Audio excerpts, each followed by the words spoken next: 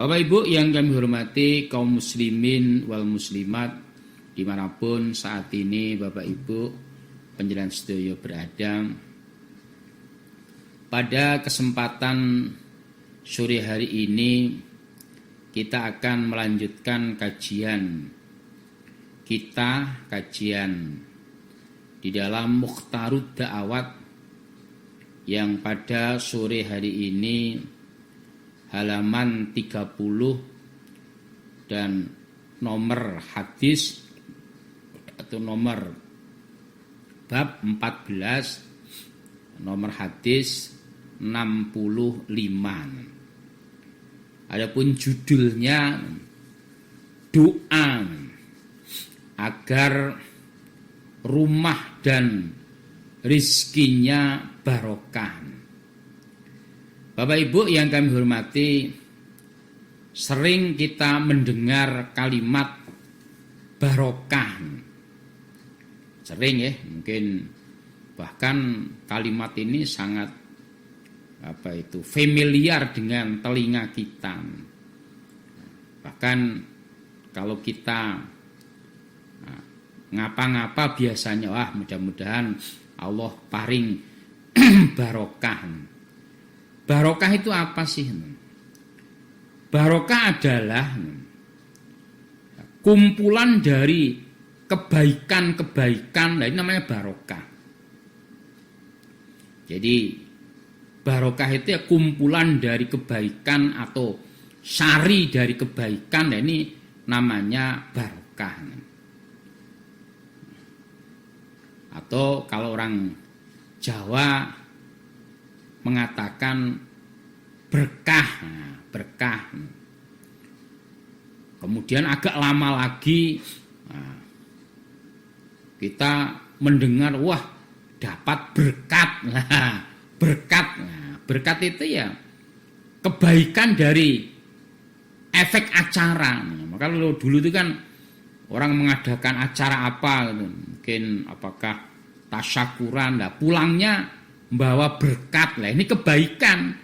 Nah, kita intinya mendatangi undangan. Nah, kemudian pulangnya membawa berkat. Nah, sebenarnya di kalimat barokah, yaitu kumpulan dari kebaikan atau ya sari daripada kebaikan. Dan namanya barokah itu tidak mesti identik dengan banyak. Tidak identik dengan banyak. Kalau orang Jawa mengatakan bahwa barokah itu judulnya ngurakapi. Ya, jadi rezeki barokah, rezeki yang ngurakapi, mencukupi. Namanya barokah. Jadi bukan kenapa kok kita nggak minta rezeki yang banyak. Banyak kalau Allah nggak memberikan barokah malah kurang. Tapi walaupun mungkin sedikit tapi Allah berikan barokah jadi cukup. Jadi ngurakapi, mencukupi segala-galanya. Namanya barokah. Atau ya tadi kemudian menjadi berkah. Atau ya lama-lama menjadi berkat. Nah, asli kalimatnya adalah barokah. Gak banyak kalau kita menjumpai warung barokah, tukang potong barokah, itu saking luar biasanya kalimat barokah ini. Bismillahirrahmanirrahim. Allahumma ya Allah,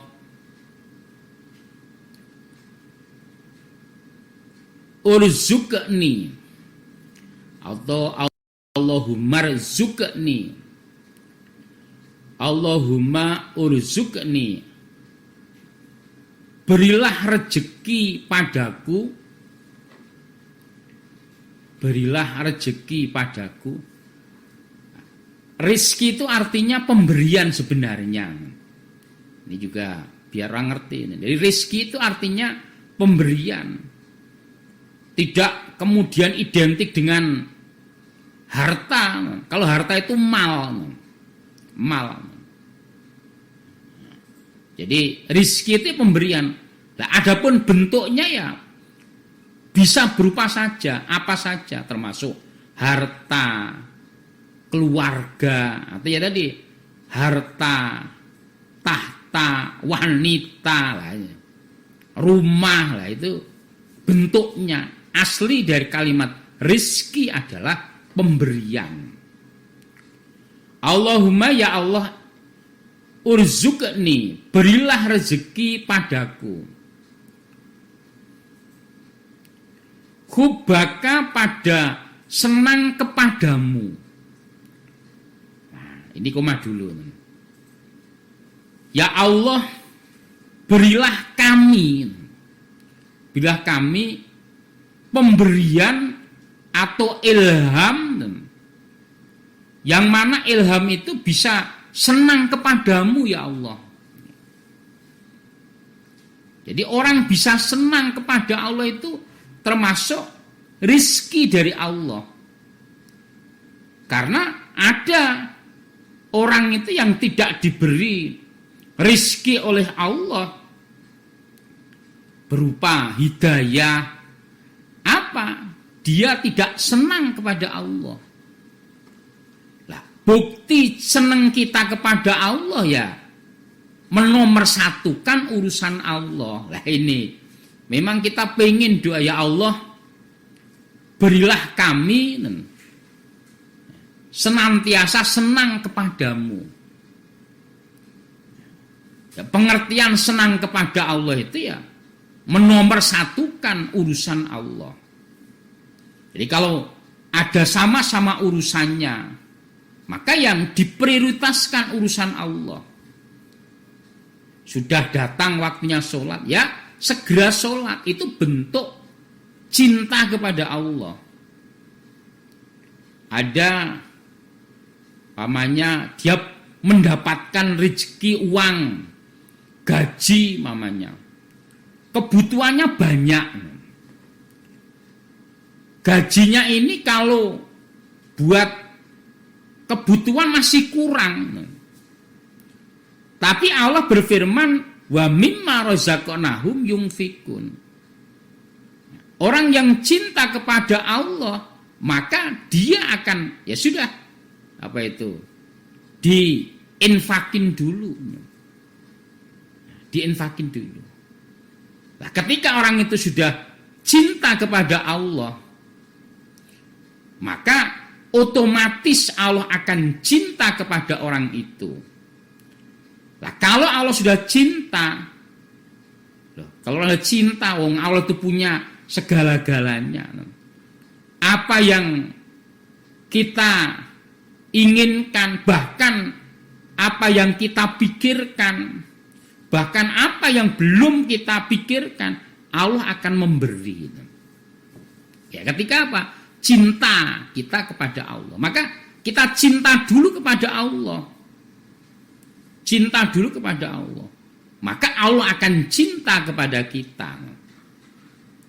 Jangan sampai kita pengen dicintai Allah, tapi kita tidak mencintai Allah. Apa ya bisa? Ya tidak bisa. Kita mencintai kepada Allah, maka Allah otomatis akan mencintai kepada kita. Nah, kalau kita belum bisa mencintai kepada Allah, berdoa, Allahumma rzuqni hubbaka. Ya Allah, berilah kami rizki dan mencintai kepadamu ya Allah. Maka gambarannya, kalau orang sudah mencintai kepada Allah, maka digambarkan seperti orang yang membeli sapi. Maka otomatis dia akan mendapatkan talinya. Kalau dia mencintai kepada Allah, menomorsatukan urusan Allah, maka urusan kita kecil, ibarat seperti tali tadi. Walaupun kita nggak minta, diberi oleh Allah. Tali. Kan nggak ada insya Allah mamanya kita membeli sapi, membeli sapi terus, jangan lupa saya minta talinya ya, nggak mungkin. Artinya kecil lah, tapi otomatis Allah akan memberi. Ya sama ketika kita menomorsatukan urusan Allah, cinta kepada Allah, maka dunia yang kecil ini otomatis Allah akan memberi kepada kita. Yang kedua, wahubaman dan senang kepada orang. Wahubaman dan senang kepada orang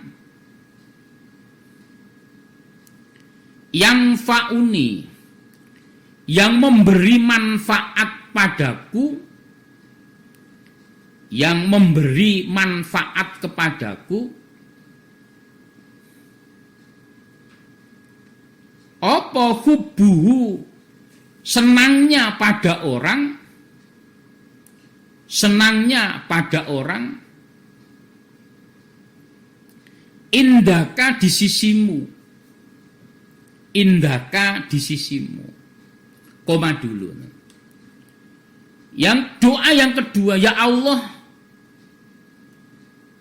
berilah kami rizki, berilah kami hati yang bisa mencintai kepada orang, yang mana orang yang saya cintai ini akan memberi manfaat di sisimu ya Allah. Jadi gerakkan hati saya ya Allah, bisa senang kepada orang, yang orang itu memberikan manfaat kepadaku nanti di sisimu. Ya Allah, siapa ya? Ya Allah, senangkan kami, pamannya di dunia ini ya, senang kepada guru-guru kita, pada pengatur-pengatur agama kita, pengurus-pengurus kita, ustadz-ustazah kita. Karena insya Allah, kalau orang itu senang, dibikin senang oleh Allah kepada, ya tadi, pengatur, pengurus, mubalik, mubaligho, ustadz, ustazah, guru-guru, insya Allah akan bermanfaat. Akan bermanfaat. Akan selalu takzim, menghormat. Tapi kalau orang sudah nggak senang kepada orang yang memberi manfaat kepadanya, pada pengaturnya, pengurusnya, udah nggak senang, biasanya nggak bisa takzim. Nah, kalau nggak bisa takzim, keimanannya melemah. Wa ma yu'adzim sya'airullah fa innaha min taqwal qulub. Akhirnya bisa keluar dari agama. Banyak orang ya, atau ada orang yang seorang tokoh yang kemudian mereka tidak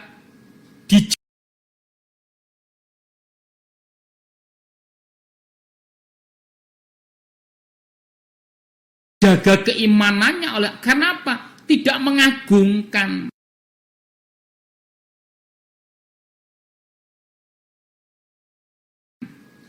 terhadap orang yang memberi manfaat kepadanya. Kita mengenal cerita Korun. Nah, dia tidak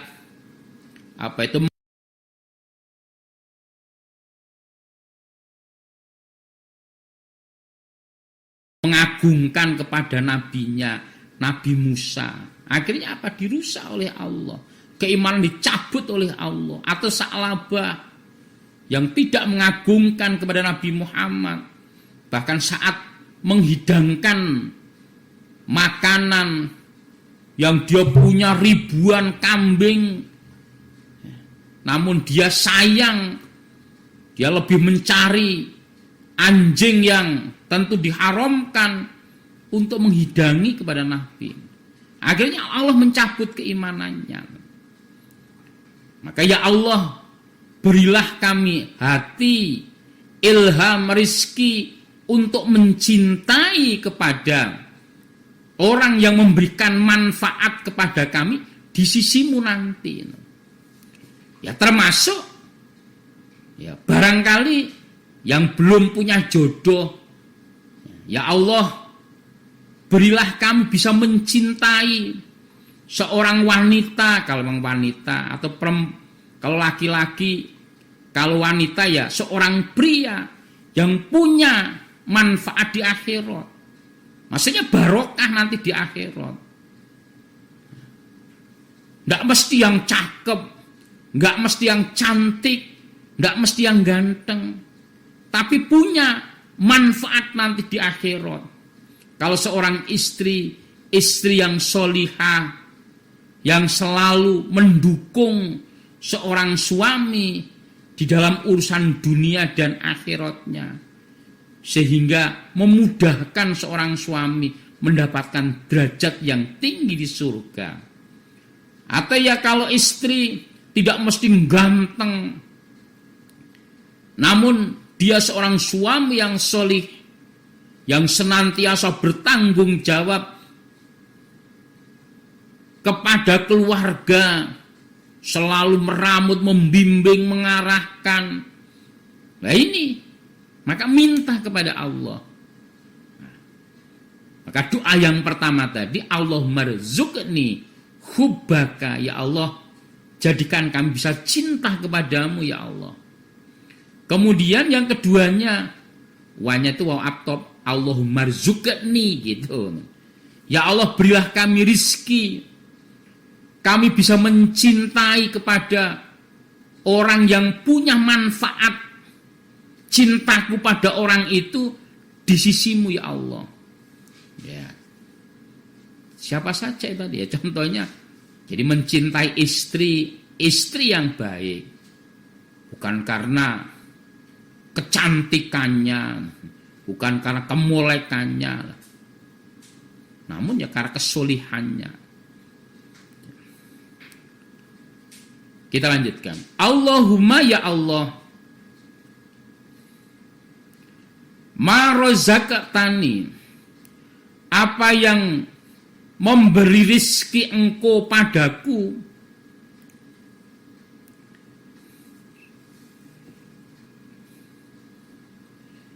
apa yang memberi rizki engkau kepadaku, mimma dari apa-apa, mimma dari apa-apa, uhibbu yang senang aku,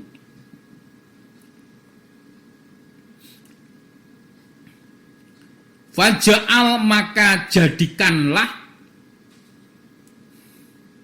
faja'al maka jadikanlah, hu pada ma senang tadi,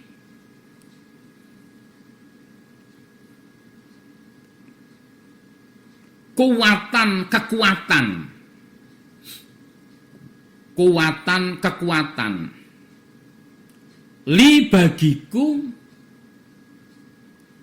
fima di dalam apa-apa,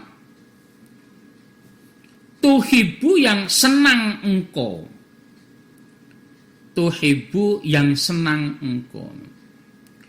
Kemudian doa yang ketiga, ya Allah, apa-apa yang engkau berikan kepada kami, yang kami senang dengan pemberian itu ya Allah. Ya, apa yang kita senang apa ya? Harta, senang anak, senang istri, senang kedudukan, atau ya senang kesehatan. Pokoknya apa yang kau berikan kepada kami yang kami senang, maka jadikanlah itu kekuatan bagi kami atau sarana bagi kami untuk mencintaimu ya Allah. Ya Allah, contohnya, ya Allah saya senang harta, Jadikanlah harta yang saya miliki ini menjadi kekuatan bagi kami untuk mencintai kepadamu ya Allah. Dengan harta memudahkan untuk beribadah. Ya, contohnya, pamannya dengan alhamdulillah punya rumah didesain, ada musolanya, karena rumahnya besar, ada musolanya. Barangkali yang jauh dengan masjid, ada musolah di rumah.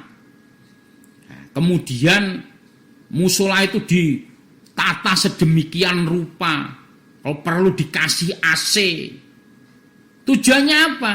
Biar nyaman untuk ibadah kepada Allah, biar betah ibadah kepada Allah, betah sholat, betah baca Quran, betah zikir.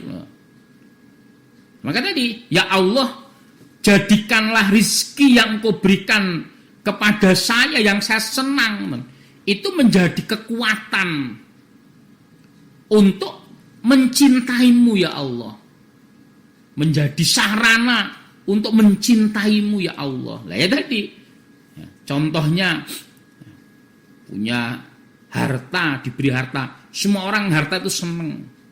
Nah, kemudian harta itu dimanfaatkan untuk mencintai kepada Allah. Atau ya bisa beli kendaraan, orang senang kendaraan, kemudian kendaraan tadi digunakan untuk mencintai kepada Allah, untuk membantu hamba-hamba Allah yang mungkin du'afa. Wah, ada orang du'afa yang butuh bantuan, ini mobil saya kosong, ayo naik-naik lah. Manfaat untuk mencintai kepada Allah.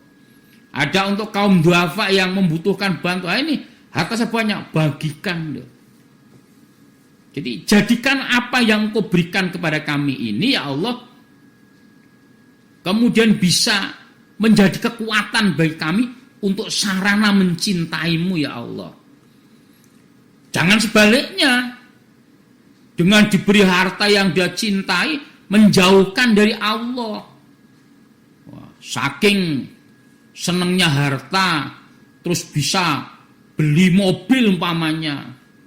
Mobilnya, wah, buat jalan-jalan terus.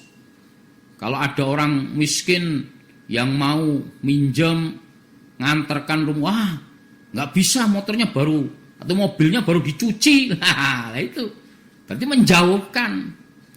Atau ya, Allah memberikan harta, kemudian dia punya rumah yang besar, ya tadi musolanya nggak ada, yang ada fasilitas lahan, home theater, TV-nya segede gedung bioskop, ada musiknya dakduk, lah musolanya malah nggak ada. Umpama ada kecil, sempit, gerah, banyak nyamuknya, baunya tengik karena banyak sampiran begitulah, itu namanya bukan mendekatkan kepada Allah. Nah ini, ya Allah, Engkau berikan kami ini, jadikan apa yang Engkau berikan yang kami cintai ini bisa menjadi sarana mencintai kepadamu ya Allah. Atau ya yang lain, pemberian yang lain, punya istri umpamanya. Nah, istrinya ini menjadi kekuatan untuk mencintai kepada Allah. Yang tadinya waktu belum punya istri, ibadahnya nggak semangat, bangun malam agak susah, begitu punya istri semangat. Wah, ini namanya apa yang kau berikan menjadi sarana untuk meningkatkan ibadah. Jangan sebaliknya. Saat belum punya istri, ibadahnya lancar. Begitu punya istri malah waktunya banyak untuk bersenang-senang sama ilah. Ini yang salah. Jadi apa yang Engkau berikan kepada kami, yang kami cinta ya Allah, ini jadikan sarana kekuatan untuk mencintai kepadamu ya Allah. Nah ini, apapun tadi, apakah harta, atau yo anak, ketika diberi anak, anak menjadi penyemangat untuk ibadah, tanda syukurnya. Jangan sebaliknya, begitu punya anak, waktunya habis untuk ngomong anak, lah itu. Ini doa yang sangat luar biasa.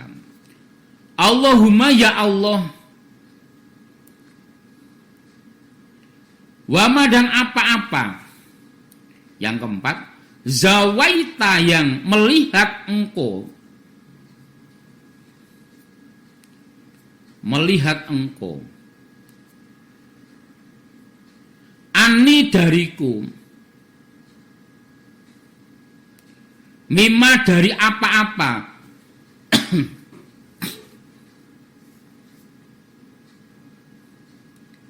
Uhibbu yang senang aku. Mimma dari apa-apa uhibbu yang senang aku. Faja'alhu maka jadikanlah.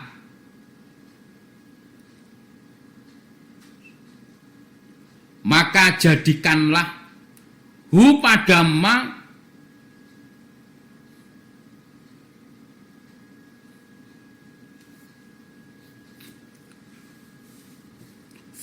farogon kelonggaran li bagiku fima di dalam apa-apa tuhibu yang mencintai engkau. Tuhibu yang mencintai engkau. Kemudian yang keempatnya, ya Allah, jadikan apa-apa yang engkau melihat yang terbaik sehingga tidak memberikan kepada saya walaupun saya senang itu. Jadikanlah kami bisa longgar, bisa nerimo dan tetap mencintaimu ya Allah. Lah ini. Jadi ya Allah, apa-apa yang engkau melihat, apa yang kami senang terhadap keinginan saya, namun engkau melihat tidak engkau berikan kepada saya, maka jadikanlah hati kami bisa longgar, bisa nerimo, bisa lapang, dan tetap menjadi pendekat kepadamu. Contohnya tadi, umpamanya semua orang senang harta. Nah, kemudian kita minta kepada Allah, namun Allah melihat pertimbangan-pertimbangan Allah sehingga Allah tidak memberikan apa yang kita minta itu. Namun kita ya Allah berikan kelonggaran sehingga apa? Kita tetap mencintai Allah. Dengan tidak diberi harta itu atau belum diberi harta itu, sehingga kita terus mendekat kepada Allah, merengek kepada Allah, semakin mencintai Allah. Atau ya umpamanya anak, kita sudah merengek kepada Allah, minta kepada Allah, pengen punya anak, tapi Allah masih belum memberi, maka jadikanlah hati kami longgar, lapang dengan qadar itu, dan tetap kami mencintai kepadamu ya Allah. Ya tadi, walaupun dengan belum diberitahu, dia tidak putus asa, tidak mencela kepada Allah. Wah, Allah itu apa lu nggak plei lah, nggak begitu. Ya tetap tekun minta kepada Allah, tidak putus asa. Seperti bagaimana Ibrahim tidak putus asa sampai umur 120 tahun atau 112 tahun. Akhirnya Allah memberi. Atau ya yang lain-lain lah. Istri barangkali belum diberi pasangan, tidak kemudian menjadi penyebab hatinya menjadi rupek, kemudian marah, benci kepada Allah, putus asa kepada Allah. Lah enggak, tetap ya Allah, dengan apa-apa yang mungkin kau melihat sesuatu jauh dari kami, maksud jauh dari apa yang kami minta ini belum diberi, tetap kami bisa longgar dan tetap bisa mencintaimu ya Allah. Nah, inilah yang dikatakan sesuatu yang barokah itu seperti itu. Seandainya apa yang kita minta itu kok belum diberi, barangkali memang barokahnya ya nggak diberi itu gitu loh. Jadi ukuran barokah itu ya baik untuk tolak ukur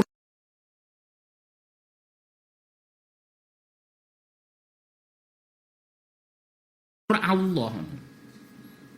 Jadi umpama kita diberi teman, ya teman itu ya teman yang barokah, ya teman yang punya manfaat urusan akhirat. Kalau kita diberi sesuatu dikatakan barokah, sesuatu itu punya nilai manfaat kepada Allah. Umpama kita tidak diberi oleh Allah dengan apa yang kita inginkan, ketidakdiberian itu yang terbaik bagi Allah, itulah yang dikatakan barokah. Jadi barokah itu adalah kebaikan, kumpulan kebaikan, namun kumpulan kebaikan itu ukuran baik dari Allah. Mudah-mudahan Allah paling manfaat dan barokah. Alhamdulillah, jazakumullah khair. Insyaallah dengan memahami hadis ini, apapun yang Allah sediakan, situasi, kondisi adalah yang terbaik bagi orang iman. Itulah yang dikatakan barokah. Kita jeda sejenak, kita dengarkan pesan dari PDO. PDO memang cespleng.